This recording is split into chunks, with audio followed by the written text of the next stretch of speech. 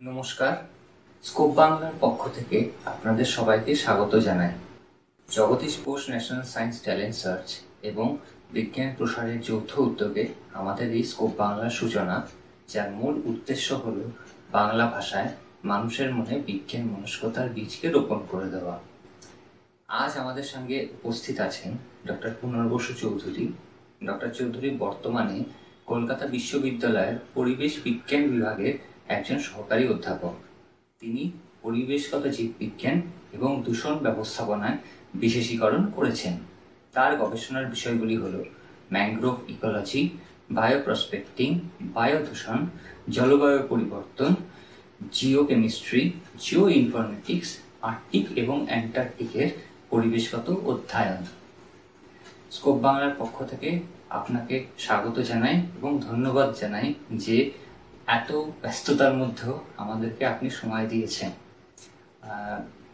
তো বেশি সময় আর নষ্ট না করে আমরা আমাদের প্রশ্ন উত্তরের পর্বের দিকে এগিয়ে যাই। ডাক্তার চৌধুরী, আজ আপনি আপনার কেরিয়ারের যেই জায়গায় দাঁড়িয়ে আছেন, ছাত্রাবস্থা থেকে এইখানে পৌঁছতে যে দীর্ঘ পথ আপনাকে অতিক্রম করতে হয়েছে, সেই সম্বন্ধে আমাদের যদি কিছু বলেন। হ্যাঁ, এই ছাত্র অবস্থা থেকে কথাটার উপরে আমি একটু গুরুত্ব দিচ্ছি, কারণ এই ছাত্র অবস্থা আমি যখন ছোটোবেলায় স্কুলে পড়তাম সেই সময় থেকে আমি এই পরিবেশ পরিচিতি এবং আমাদের আশেপাশে যে পরিবেশগত ঘটনাগুলো ঘটছে সেই সম্পর্কে আমার কৌতূহল ছিল অনেক। আমার খুব মনে আছে, আমি যে স্কুলে পড়তাম সেই স্কুলে দমদম কিশোর ভারতী, ছোটোবেলায় আমাদের স্কুল থেকে বিভিন্ন জায়গাতে ক্যাম্পিং করতে নিয়ে যাওয়া, এবং সেই সময় আমাদের যিনি প্রধান শিক্ষক ছিলেন মিহির সেনগুপ্ত, উনি আমাকে ভীষণভাবে ইনফ্লুয়েন্স করেছেন। সেই সময় কিভাবে একটা গাছ চিনতে হয়, কিভাবে পাখি চিনতে হয়, কিভাবে আকাশ দেখতে হয়, কিভাবে একটা জায়গাতে গেলে সেখানকার পরিবেশ সম্পর্কে, সেখানকার মানুষজন সম্পর্কে তথ্য সংগ্রহ করতে হয়, সেগুলো আমরা স্কুলে থাকতেই ওনার মিহির সেনগুপ্তর সাথে যখন কাজকর্ম করেছি সেই জায়গা থেকে আমাদের হাতে খড়ি হয়েছে। এবং পরবর্তী ক্ষেত্রে তারপরে যখন হায়ার সেকেন্ডারি পড়তে গিয়েছি, হায়ার সেকেন্ডারি পড়ার সময়ও যখন জীবন বিজ্ঞান আমরা পড়েছি, হায়ার সেকেন্ডারি পড়ার সময় জীবন বিজ্ঞানের আমাদের অধ্যাপক শিক্ষক ছিলেন প্রদীপ বসু স্যার। উনি আমাকে ভীষণ রকমভাবে অনুপ্রেরণা দিয়েছেন। সেই সময় কীভাবে ল্যাবরেটরিতে কাজ করতে হয়, সেই ল্যাবরেটরির কাজের অনেক ধ্যান ধারণা আমরা পেয়েছিলাম হায়ার সেকেন্ডারিতে যখন স্কুলে ল্যাবরেটরির কাজগুলো করি, খুব পুঙ্খানুপুঙ্খভাবে। যেমন আমার মনে আছে, আমার মাইক্রোস্কোপ, আমি এখনও সেই হায়ার সেকেন্ডারিতে যেরকম মাইক্রোস্কোপ শিখেছিলাম, একটা মাইক্রোস্কোপকে কীভাবে খুলে ফেলে আবার জুড়তে হয়, সেটা সেই সময় আমরা স্কুলে শিখেছি। যেটা এখন আমি আমার এমএসসির সময় ছেলে মেয়েদের প্র্যাকটিক্যাল করাবার সময় সেটা আমি বলি যে এইভাবে যদি আমরা শিখি তাহলে পরে কোথাও কোনো জায়গাতে খারাপ হলে আমার টেকনিক্যাল অ্যাসিস্ট্যান্সের জন্য অপেক্ষা করতে হয় না, আমি নিজেই এই যন্ত্রগুলোকে সারিয়ে নিতে পারি। এটা শুরু হয়েছিল আমার স্কুল জীবন থেকে। তার পরবর্তী ক্ষেত্রে কলেজ লাইফ, যখন আমরা কলেজ লাইফে পড়েছি, আমার কলেজে যখন আমি পড়েছি, আমি পড়তাম বিদ্যাসাগর কলেজে। আমার অনার্স ছিল বটানিতে। সেই অনার্স করার সময় গাছপালা চেনা, এটা আমার একটা বিশেষ হবি, সেটা ছোটোবেলা থেকেই শুরু হয়েছিল, যেটা বটানি পড়ার সুবাদে সেটা আরও বেশি করে গাড়িয়ে গেল আমার মধ্যে। এবং আমার একটা গাছপালা এবং ইকোসিস্টেম সম্পর্কে ভালোবাসা তৈরি হলো বটানি অনার্স পড়ার সময় থেকে। বটানি অনার্স পড়তে পড়তে বিভিন্ন অঞ্চলে আমরা যেতাম ভেজিটেশন স্টাডি করার জন্য। কলেজ থেকে কোনো জায়গাতে নিয়ে যাওয়া হতো এক্সকারশনের জন্য, এছাড়া আমাদের নিজেদের চর্চা করার জন্য আমরা কলকাতা এবং তার আশেপাশের অঞ্চলগুলোতে এই ধরনের কাজকর্ম করতে যেতাম। এরকমভাবে কাজ করতে করতে আমার সুন্দরবনের গাছপালা সম্পর্কে একটুখানি দুর্বলতা ছিল, কারণ সুন্দরবনের ম্যানগ্রোভ গাছগুলোকে কেন জানি না একটু অন্যরকম মনে হতো। তো সেই সময় যখন আগেও গিয়েছি, স্কুলে পড়তেও সুন্দরবনে গিয়েছি, কলেজ লাইফেও আমরা সুন্দরবনে একবার গেলাম দল বেঁধে কালেকশন করতে। এবং কলেজ লাইফের পরবর্তী ক্ষেত্রে যেটা সব থেকে বেশি টেকনিক্যালি আমাকে এনরিচ করেছে সেটা আমার ইউনিভার্সিটি লাইফ। এবং ইউনিভার্সিটি লাইফে আমি তখন পরিবেশ বিজ্ঞান প্রথম শুরু হচ্ছে, এই জায়গাটাতে ডাংটারে দাঁড়িয়ে আমরা বটানি থেকে আমি পরিবেশ বিজ্ঞান পড়ব, বটানি নিয়েই কন্টিনিউ করব, এটা নিয়ে একটা দোটানায় পড়েছিলাম। আশেপাশ থেকে অনেকেই বলল যে পরিবেশ বিজ্ঞান একটা নতুন বিষয়, এটা নিয়ে পড়বে, অনিশ্চিত ভবিষ্যৎ। কিন্তু কেন জানি না একটা অমোঘ আকর্ষণ ছিল পরিবেশ বিজ্ঞানের উপরে। সেই ছোটবেলা থেকে শুরু হয়েছিল, অনেকটা রিস্ক নেওয়ার জায়গা থেকেই পরিবেশ বিজ্ঞান নিয়ে পড়াশুনো শুরু করি। সেই সময় একটা নতুন আনন্দ, একটা নতুন বিষয় নিয়ে পড়া। সব থেকে মুশকিল হতো সামনে কোনো সিনিয়র কেউ নেই, কারণ আমরা এই রিজিয়নের প্রথম এনভায়রনমেন্টাল সায়েন্স নিয়ে পড়া ব্যাচ, ফার্স্ট ব্যাচ। আমাদের কোনো সিনিয়র নেই, ফলে যা কিছু করতে হচ্ছে সব কিছু নিজেদেরকে। সেই সব প্র্যাকটিক্যালগুলো যখন হচ্ছে, সেই প্র্যাকটিক্যালের খাতা লেখা থেকে শুরু হলো, তারপর এক্সপেরিমেন্ট ডিজাইন করা, এবং যে ফেসিলিটিগুলো আমাদের নতুন ডিপার্টমেন্ট সেরকমভাবে ওয়েল ইকুইপ নয়, যে কোনো কিছুর জন্য অন্য ডিপার্টমেন্টের সহযোগিতা নিতে হতো, বিভিন্ন ইনস্টিটিউটে যেতে হতো। এই এমএসসি পড়ার সময় থেকেই এটা, এই যে কোলাবোরেটিভ ওয়েতে কাজ করার যে একটা জায়গা, সেটা আমাদের শেখা হয়ে যায় যখন আমরা এমএসসি পড়ি। এবং এই এমএসসি পড়ার সময় আমাদের প্রচুর ফিল্ড ওয়ার্ক করতে হয়েছিল। আমার মনে আছে আমাদের এমএসসির সময় 7টা জায়গাতে আমাদের ফিল্ড ওয়ার্ক হয়েছিল, 7টা বিভিন্ন রকম অ্যাসপেক্টের উপরে। কোনোটা ইন্ডাস্ট্রি, কোনোটা মাইন, কোনোটা ইকোসিস্টেম, কোনোটা আবার ফুড প্রসেসিং ইন্ডাস্ট্রি। এরকম বিভিন্ন রকম জায়গাতে আমাদের নিয়ে যাওয়া হয়েছিল যে পরিবেশের সমস্যাগুলোকে বোঝার জন্য। এই বিভিন্ন রকম জায়গাতে কাজ করতে যাওয়া এবং যে প্র্যাকটিক্যাল, আমাদের ফাইনাল সেমিস্টারের প্র্যাকটিক্যালে একটা এনভায়রনমেন্টাল ইম্প্যাক্ট অ্যাসেসমেন্ট, সেটাতে আমাদেরকে ফিজিক্যালি পার্টিসিপেট করতে হলো। সেখান থেকে আমরা অনেক কিছু শিখেছি।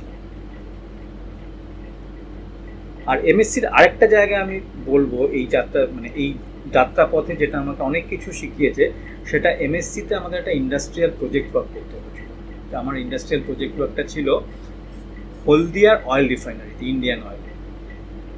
সেই ইন্ডিয়ান অয়েলের রিফাইনারিতে কাজ করতে গিয়ে আমার কাজ ছিল যে ওখানে যে তাদের সলিড ওয়েস্ট তৈরি হয়, সেই স্লাজ থেকে কিভাবে আমরা অয়েল রিকভারি করতে পারি।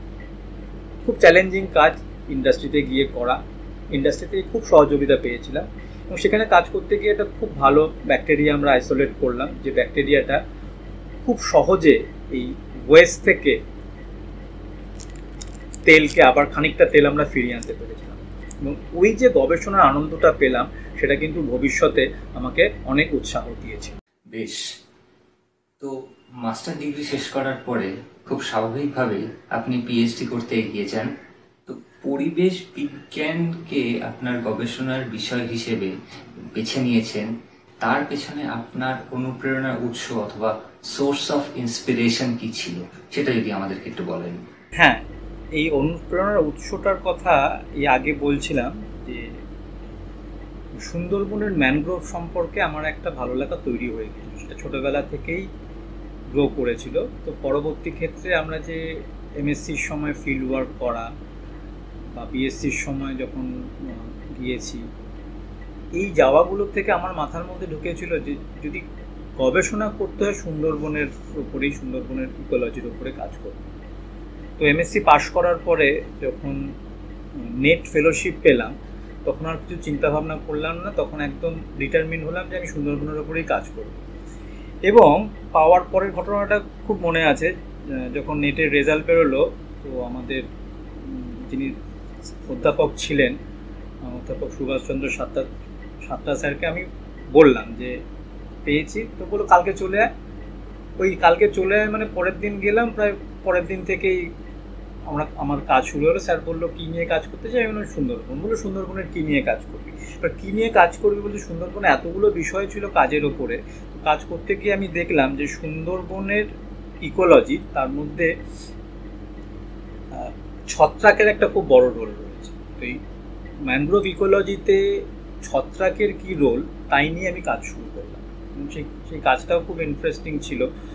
সুন্দরবনের বিভিন্ন অঞ্চলে গিয়ে স্যাম্পেল কালেকশন করা, সেখান থেকে স্যাম্পেল নিয়ে এসে ল্যাবরেটরিতে গ্রো করানো, এবং সেই বিভিন্ন রকম শুকনো পাতা, পচা পাতা, মাটি, জল, গাছের ডালপালা, সেগুলো থেকে কত রকমের গাছের পাতা, ফাইলোস্ফিয়ার গাছের পাতা, সে তার ওপরে কত রকমের ছত্রাক রয়েছে, তার মধ্যে কত রকমের ছত্রাক রয়েছে, সেটা আমরা কাজ শুরু করলাম। এবং কাজ করতে গিয়ে অনেক নতুন নতুন ইনফরমেশান পেলাম। আমরা প্রায় 125-এরও ওপরে আমরা ছত্রাক এই অঞ্চল থেকে পেয়েছিলাম। পরবর্তী ক্ষেত্রে এই কাজটা একটা বই হয়েও প্রকাশ পায়।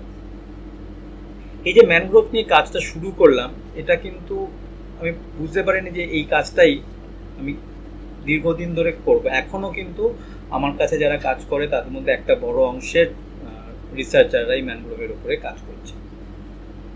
তো এই গবেষণার কাজের সঙ্গে যখন ম্যানগ্রোভ নিয়ে কাজটা করলাম, গবেষণা মানে পিএইচডি তো হয়ে গেল, পিএইচডির পরবর্তী ক্ষেত্রেও আমার যে পোস্ট ডক্টরাল কাজ, সেই কাজটাও কিন্তু বেশ খানিকটাই ম্যানগ্রোভের ওপর। এবং গবেষণার পরবর্তী ক্ষেত্রে যেটাকে আমরা পোস্ট ডক্টরাল রিসার্চ বলি, পোস্ট ডক্টরাল রিসার্চের আমার একটা বড় অংশের কাজ আমি করেছিলাম অস্ট্রেলিয়াতে। এবং প্রথম অবজেক্টিভটা ছিল যে অস্ট্রেলিয়ান ম্যানগ্রোভের সাথে আমাদের দেশের ম্যানগ্রোভের কতটা কি পার্থক্য রয়েছে, এবং এই যে পরিবেশের সমস্যা বা পরিবেশ দূষণ হচ্ছে সেইগুলো কোস্টাল ম্যানগ্রোভকে কীভাবে এফেক্ট করছে। এই কাজটা আমি সিডনি বিশ্ববিদ্যালয়ের অধ্যাপক প্রফেসর গ্যাভিন বার্চ, তার কাছে আমি কাজ শিখি। এই কাজ শেখাটা ছিল একদম অন্য রকমের। বিদেশের একটা ল্যাবরেটরিতে কাজ করা, তার কিন্তু অভিজ্ঞতাটা একটা অন্যরকম কেন বলছি, আমরা এখানকার ল্যাবরেটরিতে অনেক রিল্যাক্ট্যান্ট ওয়েতে কাজ করি। প্রথম যখন বিদেশে কাজ করতে গেলাম তখন বুঝলাম যে laboratory health safety, laboratory rules, laboratory ethics, সেটা আমরা এখানে খুব একটা গুরুত্ব দিইনি। কিন্তু বিদেশে কাজ করতে গিয়ে প্রথম জায়গাটা সেটা হলো। প্রথম কয়েকদিন একটু অসুবিধা হয়েছিল। প্রথম কয়েকদিন আমাদের যিনি ওখানকার টেকনিক্যাল অ্যাসিস্ট্যান্ট ছিলেন তার কাছে খুব বকাঝকা খেতাম, কারণ ছোটোখাটো ভুল যেগুলোকে আমরা এখানে গুরুত্ব দিতাম না, সেগুলো কিন্তু খুব গুরুত্বের সাথে বিদেশের ল্যাবরেটরিগুলোতে দেওয়া হয়। যেটা আমি পরবর্তী ক্ষেত্রে ছাত্রদেরকেও বলি যে আমরা ল্যাবরেটরি সেফটিটাকে সব থেকে শেষে রাখি, কিন্তু আমরা যখন বিদেশে কাজ করতে গিয়ে দেখলাম যে প্রথম গুরুত্বটা দেওয়া হয় একটা ল্যাবরেটরিতে কাজ করার যে সেফটি অ্যান্ড তার ল্যাবরেটরিতে যে প্রিকশনগুলো নিতে হবে সেগুলোকে আমরা ঠিকঠাক মতো নিচ্ছি কিনা। এবং তারপরে আমরা যখন ডেটা কালেকশন করছি, সেই ডেটা কালেকশনের ক্ষেত্রে কোয়ালিটি কন্ট্রোল, একটা তথ্য যেটা আমি নিচ্ছি সেটা কতটা নির্ভুল, সেটা করার জন্য যে রেপ্লিকা করা, এবং সেই রেপ্লিকা করার সাথে সেটাকে স্ট্যাটিস্টিক্যালি মিলিয়ে দেখা যে আমি যেটা নির্ণয় করার চেষ্টা করছি সেটা আসল ভ্যালু থেকে কতটা কাছাকাছি, এই জায়গাগুলো খুব ক্রুশিয়ালি আমি গ্যাভিন বার্চের সাথে কাজ করতে গিয়ে শিখেছিলাম। এবং একটা ফিল্ড ডিজাইন কিভাবে করতে হবে, মানে ফিল্ডে গিয়ে আমাদের অনেক সময় মনে হতো যে এই ধরনের স্যাম্পেল পাওয়াটা বোধহয় অসম্ভব, কিন্তু ওখানে কাজ করতে গিয়ে দেখলাম যে অসম্ভব বলে কিছু নেই। যেখানে আমার প্রয়োজন সেখানে কাজ করার জন্য সঙ্গে সঙ্গে আমার জন্য একটা স্পিড বোর্ড অ্যালটেড হয়ে গেল। আমি এবার কাজ করতে যাবো অমুক জায়গাতে স্যাম্পেল নিতে যাবো, আমাদের এখানে হাজারবার ভাবতে ওখানে নৌকা পাওয়া যাবে কিনা। এখানে কি হলো, গাড়ির সাথে একটা স্পিড বোর্ড আটকে নেওয়া হলো, জায়গায় চলে যাওয়া হলো, সেখান থেকে স্পিড বোর্ড নামিয়ে আমি আমার আকাঙ্ক্ষিত জায়গাতে গিয়ে ম্যানগ্রোভের স্যাম্পল কালেকশন করেছিলাম। এইখান থেকে একটা আইডিয়া হলো যে স্যাম্পলিংয়ের জন্য কোনো জায়গাতে কিছু আটকায় না, কারণ সেই ডিজাইন করা, যে স্যাম্পলিং করার জন্য যে ছোটোখাটো যে জিনিসপত্রগুলো লাগবে সেগুলো তৈরি করার জন্য একটা ওয়ার্কশপ অ্যালটেড। সেই ওয়ার্কশপে গিয়ে আমার প্রয়োজনীয় স্যাম্পলার তৈরি করা, যার জন্য আমাকে কারোর মুখাপেক্ষী হয়ে থাকতে হচ্ছে না। আমি নিজে যাচ্ছি, ল্যাবরেটরির সঙ্গে সঙ্গে একটা বড় ওয়ার্কশপ রয়েছে। এটা কিন্তু একটা খুব উৎসাহব্যঞ্জক জায়গা যে একটা ওয়ার্কশপের কতটা প্রয়োজনীয়তা রয়েছে। ওখানে কাজ করতে গিয়ে যেটা বুঝলাম, ভালো গবেষণার জন্য যেমন একটা ভালো ল্যাবরেটরি দরকার, তার পাশাপাশি একটা ভালো ওয়ার্কশপও দরকার। একটা ভালো ওয়ার্কশপ থাকলে পরে গবেষণার মান অনেক বেশি উন্নত করা যায়। এবং ছোটোখাটো যে জিনিসপত্রগুলো লাগবে সেগুলো যদি আমি ওয়ার্কশপে ডেভেলপ করে নিতে পারি, তাহলে দেখবো যে আমার কাজের ক্ষেত্রে সেটা অনেক বেশি রকমভাবে সাহায্য করছে। স্বভাবতই আপনার গবেষণা সম্বন্ধে এতক্ষণ যা জানলাম আর যা শুনলাম, তারপর একটা প্রশ্ন উঠে আসে, সেটা হচ্ছে যে আমাদের এই বাস্তব জগতের সাথে আপনার গবেষণার বিভিন্ন দিকগুলি কিভাবে জড়িয়ে আছে, সেটা যদি আমাদের দর্শককে একটু বিস্তারিতভাবে বলেন। হ্যাঁ, আমাদের গবেষণার জায়গাটাকে আমরা মূলত তিনটে ভাগে ভাগ করি। আমাদের ল্যাবরেটরিতে যে ধরনের কাজগুলো হয়, প্রথম এবং যেটা নিয়ে আমরা কাজ শুরু করেছিলাম সেটা হলো কি ম্যানগ্রোভ ইকোলজির ওপরে আমাদের কাজ শুরু হয়। আমার নিজের গবেষণার জায়গা ছিল যে ম্যানগ্রোভ অঞ্চলের ছত্রাক এবং সেটা কিভাবে ইকোসিস্টেমকে এফেক্ট করছে, সেইটাকে নিয়ে আমরা পরবর্তী ক্ষেত্রে department of biotechnology government of ইন্ডিয়ার উদ্যোগে একটা বড় কাজ করি যে এই অঞ্চলে যত রকমের এই ধরনের ছত্রাক রয়েছে সেগুলো কিভাবে আমরা পরিবেশ দূষণ কমাতে ব্যবহার করতে পারি, যেটাকে আমরা বায়োপ্রসপেক্টিং বলছি।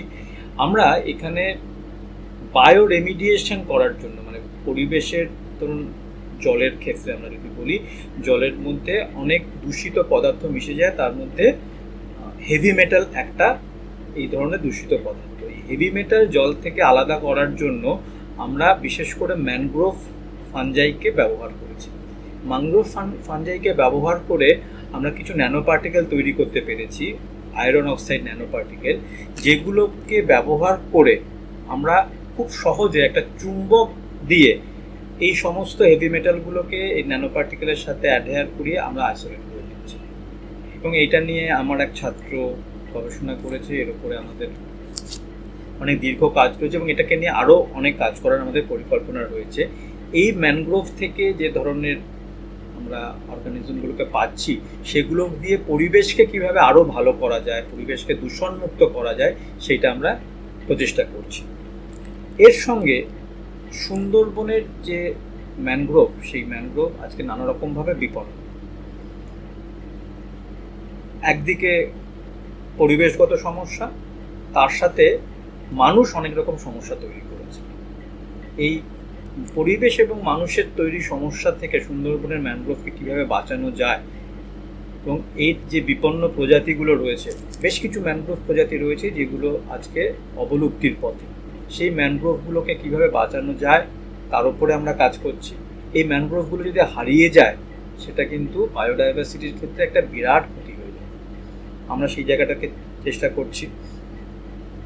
ম্যানগ্রোভের বংশ বিস্তারের জন্য পরাগ সংযোগ একটা খুব বড় জায়গা।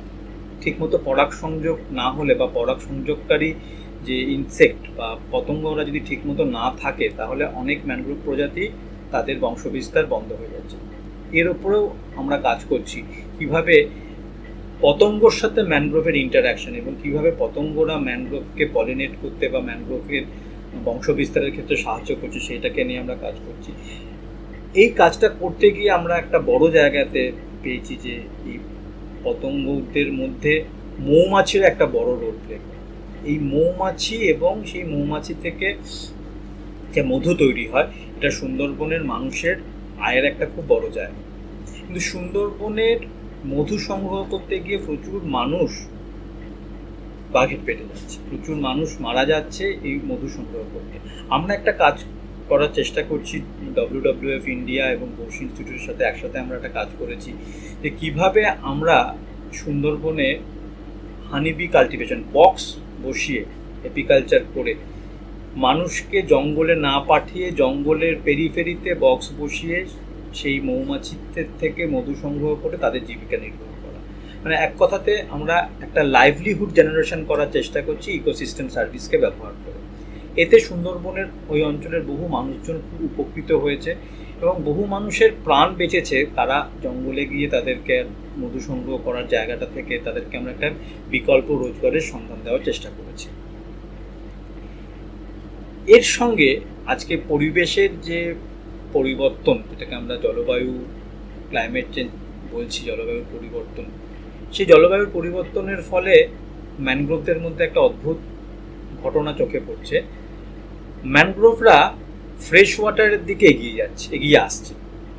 ঘটনাটা কেমন? আমরা আজ থেকে বছর 8 আগে কাজ করতে গিয়ে খেয়াল করলাম কলকাতা শহরের উপকূলে বেশ কয়েকটা ম্যানগ্রোভ, বিশেষ করে চাক কেওড়া বলে একটা ম্যানগ্রোভকে দেখতে পাওয়া যাচ্ছে। খোঁজ করে দেখা গেল যে আগে এই গাছগুলো ছিল। এখন বর্তমানে যেভাবে পরিবেশের পরিবর্তন হচ্ছে, শুধু কলকাতা বলে নয়, কলকাতারও আরও আপস্ট্রিমে আমরা পানিহাটি সেই পর্যন্ত ম্যানগ্রোভ পেয়েছি। এটা ইন্ডিকেট করছে এই ফ্রেশ ওয়াটারের দিকে ম্যানগ্রোভ আস্তে আস্তে এগিয়ে আসছে। এটা নিয়ে আরও দীর্ঘ গবেষণার প্রয়োজন রয়েছে, আমরা এটাকে নিয়ে কাজ করছি। এবং এখান থেকে ম্যানগ্রোভকে ক্লাইমেট চেঞ্জ ইন্ডিকেটর হিসেবে ব্যবহার করা যায় কি না এটা এরকম একটা সম্ভাবনাও উঠে আসছে। এই ম্যানগ্রোভ গবেষণা আমাদের এই অঞ্চল সুন্দরবনের মানুষজনকে বিভিন্নভাবে সাহায্য করছে। বিশেষ করে একটা বিশেষ কাজে আমরা যুক্ত রয়েছি, যে এই বাঁধ সুন্দরবনের একটা বড় সমস্যা, বাঁধ ভেঙে যাচ্ছে, আয়লা আমফান এই বড় বড় ঝড়গুলো হয়েছে, বাঁধ ভেঙে যাচ্ছে। ম্যানগ্রোভ বাঁধের চারপাশে ম্যানগ্রোভ লাগিয়ে কিভাবে এই বাঁধগুলোকে আরও পোক্ত করা যায়, এই কাজটাও কিন্তু আমরা গবেষণার মধ্যে দিয়ে করার চেষ্টা করছি। এরপরে আসবো যেটা আমাদের 2 নম্বর কাজের জায়গা, আমরা এয়ার পলিউশনের উপরে কাজ করছি। কিভাবে এয়ার পলিউশন পরিবেশকে ক্ষতিগ্রস্ত করছে। আমরা এখন অবধি 2টো বড় কাজ করেছি। একটা কলকাতা শহরের যে গাছপালা তাদের ওপরে এয়ার পলিউশনের কীরকম এফেক্ট সেটাকে নিয়ে একটা কাজ করেছি। তার মধ্যে আমরা এয়ার পলিউশন টলারেন্স ইন্ডেক্স দিয়ে দেখেছি কোন কোন গাছ খুব বেশি পরিমাণে দূষণ সহ্য করতে পারে। এবং আরেকটা কাজ আমরা এখন করার চেষ্টা করছি, যে বায়ু দূষণ এবং আলোক দূষণ, আমরা যত্রতত্র সারা রাত আলো জ্বেলে রাখি রাস্তার আশেপাশে, স্ট্রিট লাইটগুলো বা বড় বড় যে ফ্লাড লাইটগুলো, তাতে করে গাছেদের কি ক্ষতি হচ্ছে সেটা আমরা দেখার চেষ্টা করছি। এবং বায়ু দূষণের ফলে মানুষের শরীরের কি ধরনের ক্ষতি হচ্ছে আমরা তার কিছু ম্যাপ তৈরি করার চেষ্টা করছি। কলকাতার কোন কোন অঞ্চল বায়ু দূষণে বেশি ক্ষতিগ্রস্ত হয়েছে এবং সেই অঞ্চলের মানুষজনের মধ্যে কী ধরনের রোগের, বায়ুবাহিত রোগের প্রাদুর্ভাব হচ্ছে সেগুলোকে দেখার চেষ্টা করছি। এবং সেখান থেকে একটা ম্যাপ তৈরি করা, যেটা পলিসি মেকারদের হেল্প করবে এই এয়ার পলিউশনের বায়োরেমিডিয়েশন বা যে ধরনের কোনো কিছু ইনিশিয়েটিভ নেওয়ার জন্য। শেষ যে কাজটা বলবো সেটা খুব ইন্টারেস্টিং কাজ। এই কাজটা আমরা গত বছর 4-5 ধরে শুরু করেছি। কিভাবে ক্লাইমেট চেঞ্জ পোলার এনভায়রনমেন্টকে ক্ষতিগ্রস্ত করছে। এই কাজের সূত্রে আমার সৌভাগ্য হয়েছে পৃথিবীর উত্তর মেরু এবং দক্ষিণ মেরু অঞ্চলে কাজ করতে যাওয়া। 2018 সালে আমার সুযোগ হয় আর্কটিক সাইকেলে কাজ করতে যাওয়ার, এবং আর্কটিক সাইকেলে আমরা ভারত সরকারের লাল বাহাদুর শাস্ত্রী নামে একটা ফেলোশিপ রয়েছে, সেই ফেলোশিপে কাজ করতে যাই। এবং সেখানে কানাডিয়ান গভর্নমেন্টের একটা আর্কটিক প্রোগ্রাম, তাতে আমি অংশগ্রহণ করি। এবং সেই আর্কটিক প্রোগ্রামে আমরা আর্কটিকের, পার্টিকুলারলি কানাডিয়ান আর্কটিকের একটা অঞ্চলে কাজ করি। আমার কাজ, সেখানে কাজের জায়গা ছিল কিভাবে পরিবেশ দূষণ আর্কটিক অঞ্চলে এফেক্ট করেছে। পরিবেশ দূষণের বিশেষ আমার মার্কারটা ছিল যে মার্কারিকে আমরা যেটা বলি পারদ একটা ইকোসিস্টেমের ক্ষেত্রে খুব ক্ষতিকারক এলিমেন্ট। এই মার্কারি পলিউশন আর্কটিক এনভায়রনমেন্টকে কীভাবে এফেক্ট করছে সেই কাজটা করার জন্য আমরা গবেষণামূলক জাহাজ CGCS আমুন্ডসেন বলে, খুব পৃথিবী বিখ্যাত জাহাজ, পর্যটক আমুন্ডসেনের নামে, সেই আমুন্ডসেন জাহাজে করে আমরা আর্কটিক রিজিয়নে কাজ করতে যাই। সেটা একটা সাংঘাতিক অভিজ্ঞতা আমার কাছে। এবং এই অভিজ্ঞতা থেকে আমরা বিভিন্ন পৃথিবীর প্রায় 40 জন সায়েন্টিস্ট আমরা ওই জাহাজে কাজ করেছি একসাথে। একটা ভীষণ এনরিচিং অভিজ্ঞতা।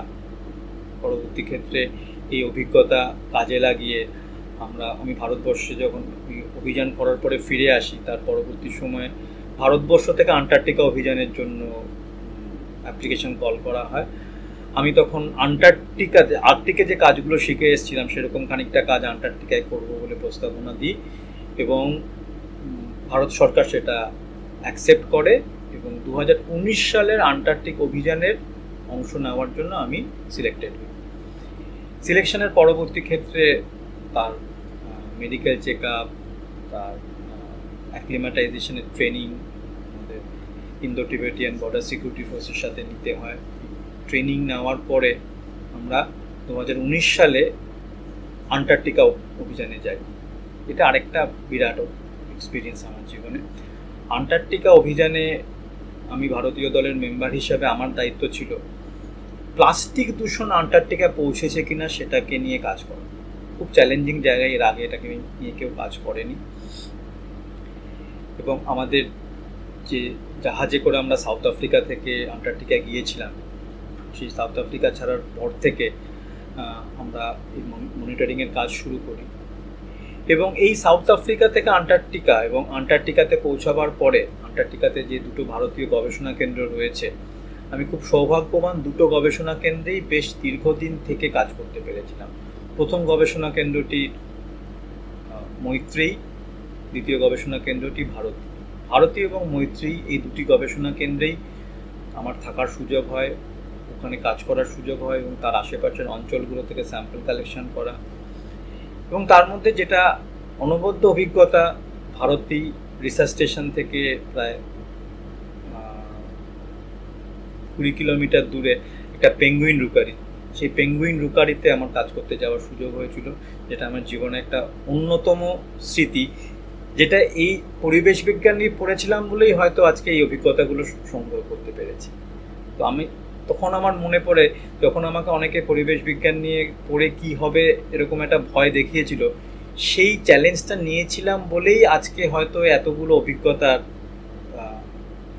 আমি সঞ্চয় করতে পেরেছি। এই আর্কটিক এবং আন্টার্কটিক অভিযান, এই অভিযান আমাকে অনেক নতুন কিছু দিয়েছে, নতুন গবেষণার দিক, কিভাবে ক্লাইমেট চেঞ্জ এবং অ্যানথ্রোপোজেনিক অ্যাক্টিভিটি এই দুই পোলার এনভায়রনমেন্টকে ক্ষতি করছে, এই নিয়ে আমাদেরকে এগিয়ে আসতে হবে। এই যে ক্লাইমেট চেঞ্জের কথা আমরা শুনে আসি, তার যে কি সাংঘাতিক রূপ হতে পারে এটা আমরা আন্টার্কটিক অভিযানে গিয়ে বুঝতে পেরেছি। বরফ গলে যাওয়া, হিমাবহ স্মরণ, এগুলো তো দেখেইছি। আমরা সাক্ষী হয়েছি আন্টার্কটিকার উষ্ণতম দিনে। আমার মনে আছে 2020 সালের 6ই ফেব্রুয়ারি, ওই দিন আমরা স্টেশন থেকে বেরিয়ে এসেছিলাম। সেদিনটা বেশ গরম ছিল। আমরা আমাদের স্বাভাবিক যেরকম ঠান্ডার পোশাক পরতে হয় সেগুলো না পরেই আমরা দুটো লেয়ার পোশাক পরে আমরা বেরিয়ে এসেছিলাম। তখনও বুঝতে পারিনি আমরা একটা ইতিহাসের সাক্ষী হতে চলেছি। পরে জানলাম ওই দিনটা আন্টার্কটিকার ইতিহাসে বলা আছে T shirt day in Antarctica. এবং সত্যি সেই দিন এসপেরেঞ্জা রিসার্চ বেসে টেম্পারেচার রেকর্ডেড হয়েছিল 18.3 ডিগ্রি, যেটা আন্টার্কটিকার ইতিহাসে উষ্ণতম দিন। এই যে ক্লাইমেট চেঞ্জ কিভাবে আন্টার্কটিকাকে ক্ষতি করছে,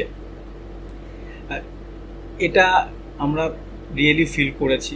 আমরা দেখেছি পেঙ্গুইন রুকারিগুলোতে কিভাবে আস্তে আস্তে সেগুলো সংকোচন হচ্ছে। প্রচুর স্পিসিস আন্টার্কটিকাতে এই ক্ষতিগ্রস্ত হবে যদি বরফ এইভাবে গলতে থাকে। আপনার এই পরিবেশগত গবেষণা যথেষ্ট গুরুত্বপূর্ণ এবং সত্যি বলতে গেলে অত্যন্ত ইন্টারেস্টিং। কিন্তু আপনি যে গবেষণাতেই থেমে থেকেছেন তা তো নয়, গবেষণার পাশাপাশি আপনি শিক্ষকতাও করেছেন। তো সেই অনুভূতিটা কিরকম যদি আমাদের একটু বলেন। হ্যাঁ, গবেষণা এবং শিক্ষকতা আমি একসাথেই করি। প্রথমত আমি একজন শিক্ষক, তার সাথে গবেষণা করি, এবং শিক্ষকতাটা আমি ভীষণ রকম পছন্দ করি। এবং মূলত চাকরির জায়গা থেকে আমাকে পোস্ট গ্র্যাজুয়েট টিচিং এবং তার সাথে অন্যান্য যে ধরনের অ্যাডমিনিস্ট্রেটিভ কাজকর্মগুলো করতে হয় সেগুলো রয়েছে। পোস্ট গ্র্যাজুয়েট টিচিং আমি বিশ্ববিদ্যালয়ের পরিবেশ বিজ্ঞান বিভাগে তো পড়াই, এটা আমার নিজের ডিপার্টমেন্ট। এছাড়াও আরও অন্যান্য বিষয় যেমন মাইক্রোবায়োলজি, বায়োটেকনোলজি, এই সমস্ত যে ডিপার্টমেন্টগুলো রয়েছে সেই ডিপার্টমেন্টগুলোতে এনভায়রনমেন্টের যে পোর্শনটা রয়েছে সেই পোর্শনের শিক্ষকতার সাথে যুক্ত রয়েছে। এছাড়াও যে আরও অ্যালায়েড ডিপার্টমেন্টগুলো, যে ধরনের ডিপার্টমেন্টে কোর্স ওয়ার্ক, পিএইচডি রিলেটেড যে মেথোডোলজি কোর্স ওয়ার্কের ক্লাসগুলো হয় সেগুলো নিতে হয়। আমাদের বিশ্ববিদ্যালয়ের যে একাডেমিক স্টাফ কলেজ রয়েছে তার সাথেও আমি দীর্ঘদিন ধরে যুক্ত রয়েছি। মূলত এখানে কলেজ বিশ্ববিদ্যালয়ের শিক্ষকদেরকে ট্রেনিং দেওয়া হয়, সেই ট্রেনিং প্রোগ্রামগুলোর সাথে যুক্ত রয়েছি। এই টিচিংটা আমার কাছে খুব একটা আকর্ষণীয় জায়গা। আমি চেষ্টা করি এই আমার গবেষণার জায়গাটাকে ছাত্রছাত্রীদের মধ্যে তুলে ধরতে, যাতে করে তারাও এই ধরনের গবেষণাতে উৎসাহী হয়। এবং পড়াবার জায়গাটাকে আমি উদাহরণগুলো দেওয়ার চেষ্টা করি এই আধুনিক গবেষণায় কী ধরনের কাজকর্মগুলো হচ্ছে, শুধু আমাদের ল্যাবরেটরিতে নয়, পৃথিবীর বিভিন্ন জায়গাতে যে ধরনের গবেষণাগুলো হচ্ছে সেগুলোকে আমি ক্লাসরুমে ওদের ছেলেমেয়েদের কাছে নিয়ে আসার চেষ্টা করি। এর সঙ্গে সঙ্গে আমি ছেলেমেয়েদেরকে কমিউনিটি আউটরিচ অ্যাক্টিভিটি, শুধুমাত্র তো মানে আমাদের শিক্ষাটা ক্লাসরুমের মধ্যে সীমাবদ্ধ থাকে না, বিশেষ করে পরিবেশ নিয়ে যখন আমরা পড়ছি মানুষের কাছেও আমাদের দায়বদ্ধতা রয়েছে। তো এই ছেলে মেয়েদেরকে সঙ্গে নিয়ে আমরা বিভিন্ন স্কুল কলেজ এই লেভেলের আউটরিচ প্রোগ্রামগুলো করছি, এবং এটা আমি দীর্ঘদিন ধরে স্কুলের বাচ্চাদেরকে নিয়ে ক্যাম্পিং করানো, আমি ছোটোবেলায় নিজে ক্যাম্পিং করতাম এবং এখন আমি প্রত্যেক বছর শীত এবং গ্রীষ্মকালে এদেরকে স্কুলের উৎসাহী বাচ্চাদেরকে নিয়ে পাহাড়ে জঙ্গলে নদী সমুদ্র তাদেরকে নিয়ে যাই, তাদেরকে মোটিভেট করার চেষ্টা করি কিভাবে আমরা ছোটোবেলায় শিখেছি সেই শিক্ষাটাকে কিভাবে কেরিয়ারে নিয়ে আসতে হয়, সেই জিনিসগুলো এদের মধ্যে ইনফ্লুয়েন্স করার চেষ্টা করি। এবং এইটা করতে গিয়ে জেনারেলি আমাদের যেমন এনভায়রনমেন্ট অ্যাওয়ারনেসের জায়গাটা করি, এবং এই এনভায়রনমেন্টের গল্প করতে করতে খানিকটা কেরিয়ার কাউন্সিলিংয়ের কাজটাও আমি করি। এটা আমার খুব ভালো লাগে। এবং যখন দেখি যে আমাদের দেওয়া যে অ্যাডভাইসগুলো ছেলেমেয়েরা পালন করে পরবর্তী ক্ষেত্রে তারা বলছে যে আপনার ওই কথাটা শোনার পরে আমাকে এই জায়গাটাতে আমি নিজেকে ডেভেলপ করেছিলাম, সেটা একটা খুব বড় পাওয়ার জায়গা। সুতরাং শুধুমাত্র গবেষণা নয়, এদের এই শিক্ষকতাটাও আমাকে খুব আনন্দ দেয়, এবং আমি চাই যে আমার গবেষণা এবং শিক্ষকতা আমার ছাত্রছাত্রীদের মধ্যে ছড়িয়ে দিতে, যাতে করে আরও বেশি মানুষ এই বিজ্ঞান মনস্ক হয় এবং বিজ্ঞান মনস্ক হয়ে বিজ্ঞানের গবেষণা করে বিজ্ঞানকে আরও অনেক দূরে এগিয়ে নিয়ে যায়। আপনি খুব সত্যি কথা বলেছেন, সেটা খুবই প্রয়োজনীয় আজকালকার দিনে। আপনার জন্য আমার শেষ প্রশ্ন হলো যে পরিবেশ দূষণ আজকে একটা খুব গুরুত্বপূর্ণ বিষয় হয়ে দাঁড়িয়েছে। চারিদিকে এত গাড়ি ঘোড়া বেড়ে গেছে, গাছপালা কমে যাচ্ছে, অফিসে তো আছেই, এমনকি প্রত্যেকটা বাড়িতে আজকালকার দিনে এসি বসেছে। তো আপনার গবেষণার দরুন আপনি খুব ভালোভাবে বুঝতে পারছেন যে আমরা যদি দিনের পর দিন এইভাবে পরিবেশের ক্ষতি করতে থাকি তাহলে কি ভয়াবহ পরিণাম হতে পারে। তো আমাদের দর্শকদের জন্য আপনার যদি কোনো সতর্কবার্তা বা কোনো নির্দেশ থেকে থাকে তাহলে কাইন্ডলি আমাদের সঙ্গে একটু শেয়ার করুন। এটা একটা খুব বড় জায়গা, যে সাধারণ মানুষের কাছে আমাদের গবেষণার কাজ পৌঁছে দেবে এবং সাধারণ মানুষকে সচেতন করা যে আমরা না জেনে অনেক রকমের ভুল করে থাকি, সেই ভুলগুলো থেকে বিভিন্ন রকমভাবে পরিবেশ ক্ষতিগ্রস্ত হচ্ছে। একটা ছোট্ট উদাহরণ দিই, যে আজকে আমরা যেভাবে প্লাস্টিকের ক্যারি ব্যাগ বা প্লাস্টিককে ব্যবহার করছি, সেই প্লাস্টিক ক্ষুদ্রাতি ক্ষুদ্র ছোট ছোট টুকরো হয়ে আমাদের শরীরে আবার ফিরে আসছে। এবং কিছুদিন আগেই গবেষণায় প্রকাশ পেয়েছে যে মানুষের শরীরে, রক্তে, মানুষের লাংসে, মানুষের শরীরের বিভিন্ন অর্গানের মধ্যে এই ছোট ছোট প্লাস্টিকের টুকরো পাওয়া যাচ্ছে। এই প্লাস্টিক কিন্তু আমরাই পৃথিবীতে ছড়িয়েছি এবং তার মাসুল কিন্তু আমাদেরকে দিতে হচ্ছে। আমাদের দরকার হলো গিয়ে পরিবেশ সম্পর্কিত সচেতনতা তৈরি করা এবং মানুষকে সচেতন করা। মানুষ যদি সচেতন হয় তাহলে পরে তারা জেনে শুনে এই ভুলগুলো করবে না। এবং প্লাস্টিক ছাড়াও আরও অনেকগুলো জায়গায় রয়েছে, বিশেষ করে আমাদের যে গ্রিনহাউস গ্যাস এমিশন, এই গ্রিনহাউস গ্যাস এমিশন আমরা কিন্তু জীবনযাত্রার পরিবর্তনের মাধ্যমে গ্রিনহাউস গ্যাস এমিশন অনেকখানি কমিয়ে ফেলতে পারি। আমাদের পলিসি মেকারদের জন্য অপেক্ষা করার দরকার নেই। সাধারণ মানুষের কাছে আমার আবেদন, আমরা যদি নিজেদেরকে একটু পাল্টাতে পারি তাহলে কিন্তু আমরা অনেক কম কার্বন এমিশন করতে পারবো, যেটাকে আমরা লো কার্বন লাইফস্টাইল বলি। আজকে আমরা যদি বিদ্যুতের ব্যবহার কমাতে পারি, বিদ্যুতের ব্যবহারের জায়গাতে যদি আমরা সৌর বিদ্যুৎকে ব্যবহার করতে পারি, তাপ বিদ্যুৎ বা জলবিদ্যুৎ ব্যবহার না করে সৌর বিদ্যুৎকে ব্যবহার করতে পারি, তাহলে আমরা অনেকটা এনার্জি সাশ্রয় করতে পারবো। আমরা রিনিউয়েবল এনার্জি যেগুলো রয়েছে, অল্টারনেটিভ রিনিউয়েবল এনার্জি, সেগুলোকে ব্যবহার করা, বৃষ্টির জলকে ব্যবহার করা, যেটাকে আমরা রেন ওয়াটার হারভেস্টিং বলি, অর্গানিক খাবার দাবার খাওয়া, এবং যে ক্রপগুলো তুলনামূলকভাবে কম জল নেয়, কারণ আমাদের দেশে যে ধরনের এগ্রিকালচার প্র্যাকটিস হচ্ছে তাতে করে পরিবেশ কিন্তু ভীষণ রকমভাবে ক্ষতিগ্রস্ত হচ্ছে। এই যে বোরো ধানের চাষ করা হয় তার জন্য 1 কেজি ধান তৈরি করতে প্রায় 2700 লিটার জল লাগে। বিপুল পরিমাণে গ্রাউন্ড ওয়াটার আমরা তুলে নিচ্ছি এই ধরনের চাষবাস করার জন্য। এর কি কোনো বিকল্প নেই? আমাদের এমন বিকল্পর সন্ধানে যেতে হবে যাতে করে পৃথিবীতে যে রিসোর্স রয়েছে সেই রিসোর্স আমরা যেভাবে এনজয় করছি আমাদের ভবিষ্যৎ প্রজন্মও যেন সেইভাবে এনজয় করতে পারে। আমাদের সচেষ্ট হতে হবে পৃথিবীকে পরবর্তী প্রজন্মের কাছে দূষণমুক্তভাবে যাতে করে আমরা পৌঁছে দিতে পারি। এই আমার মেসেজ।